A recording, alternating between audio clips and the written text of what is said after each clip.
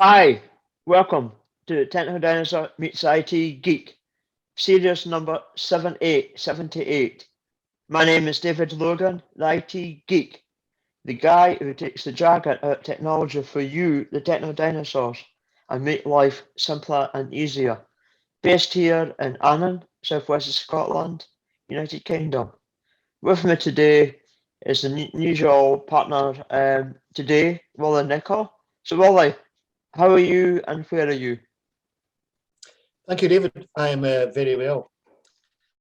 I'm based in Troon, South Ayrshire, Scotland, UK.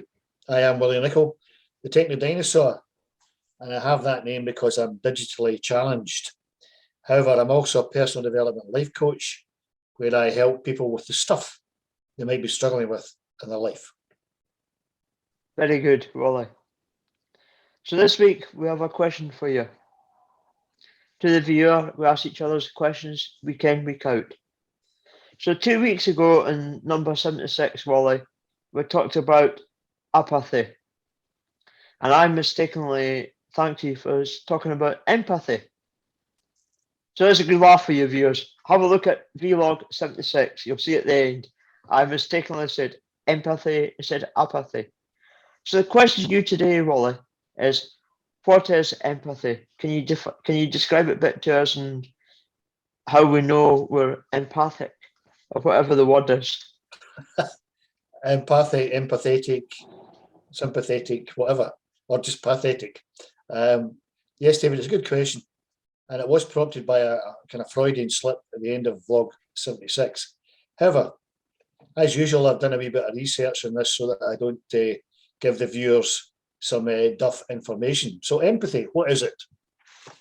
The dictionary definition is the ability to understand and share the feelings of other people. So researchers have defined empathy as the ability to sense other people's emotions and to feel yourself what they're feeling. So if you're empathic, you'll understand other people's emotions. Now, interestingly enough, and I wasn't too sure about this, we tend to think of empathy as a purely human attribute. But it turns out that also applies in the animal kingdom. So primates such as apes, chimpanzees, even rats apparently have displayed empathy. Here's an interesting little thing I found out.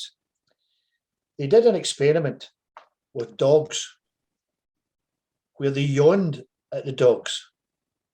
So the researchers yawned at a number of dogs, and they found to their surprise, the dogs would yawn back. So here's the figures. 72% of the dogs yawned back when the researcher yawned at the dog, compared with 45 to 60% of humans who would respond with a yawn when you yawned at them. And they see this as a very crude form of empathy on behalf of the dog.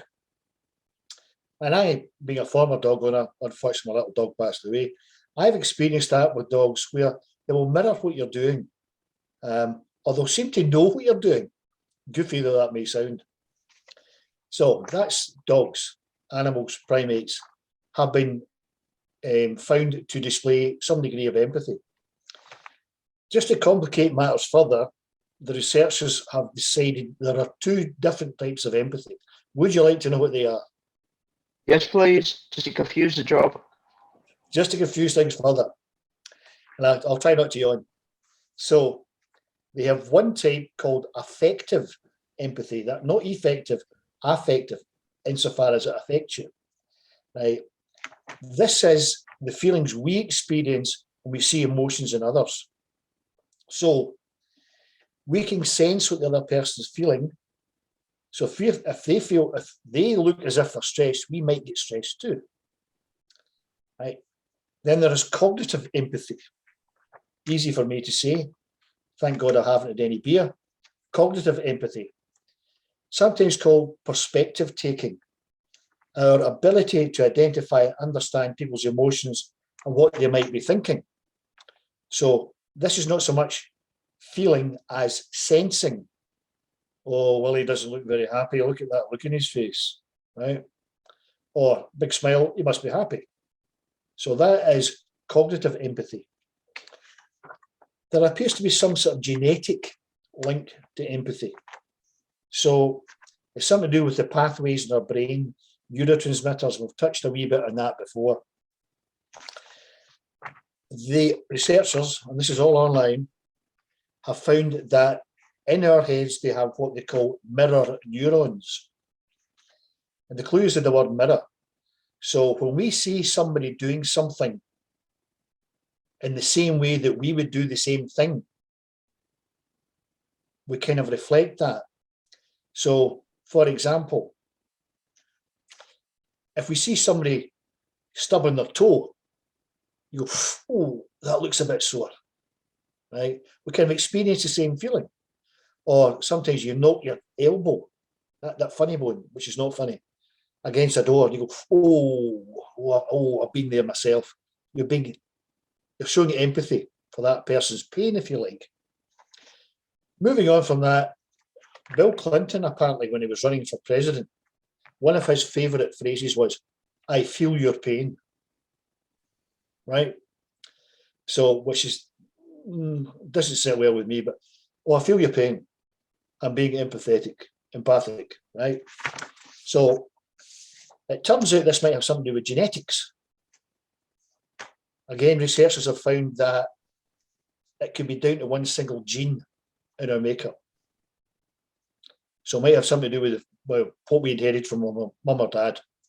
So they found there are 3 different types of this particular gene. One of which, and I'll read my notes again here, one of which stimulated our old friend oxytocin, which is also known as the love hormone or the empathy hormone, where we empathise with other people. Now, one particular version of this is better than the other 2. The people with this particular version are less liable to become stressed and are more likely to show empathy than the other 2 variations of this gene, right? So that means if you happen to have this good version of the gene, you're more likely to be empathic, right, and less liable to stress, which we've talked about at length in previous vlogs. Finally, however, empathy might not be the only reason we want to help other people or understand their feelings or whatever. Helping other people distress, for example. It doesn't necessarily mean that we must do it, because you'll have people who are empathic who will help you in a heartbeat, and other people who are not empathic who will not bother their backside helping you. So there may be other drivers of what we think is empathy. For example, duty or guilt. We want to help someone or empathise with them. It might not actually be empathy. We feel compelled to do it for some other reason. However, finally, empathy is often a very vital first step towards taking compassionate action, helping somebody else, feeling their feelings, feeling their pain. And if you're fortunate enough to be empathic or have high levels of empathy, you're much more likely to engage more effectively with other people, because they will sense that in you. So I hope that's been useful to you, David, and useful to the viewers. Empathy, what it is and what it does. To you, the viewer, if you want to know more about empathy, I say the right one there. If you want to know more, or need help with your stuff, give a shout to Wally. Comment below, send us a private message above. You can put everything you send to us is kept confidential. So for now, please check us out. The Techno Dinosaur meets the IT Geek on YouTube, Facebook, LinkedIn, and we've got a website. Search for us, spread the word, stay well and healthy. Have a good week, everybody. Thank you. Thank you, David. Yes, if you have any concerns or stuff you'd like some help with, please feel free to contact me. More than happy to have a chat with you. It won't cost you anything. And as David is fond of saying, we don't bite. So all that remains for me to say is thank you for watching, thank you for listening, and stay safe, stay well, and remember, have some fun. Bye for now.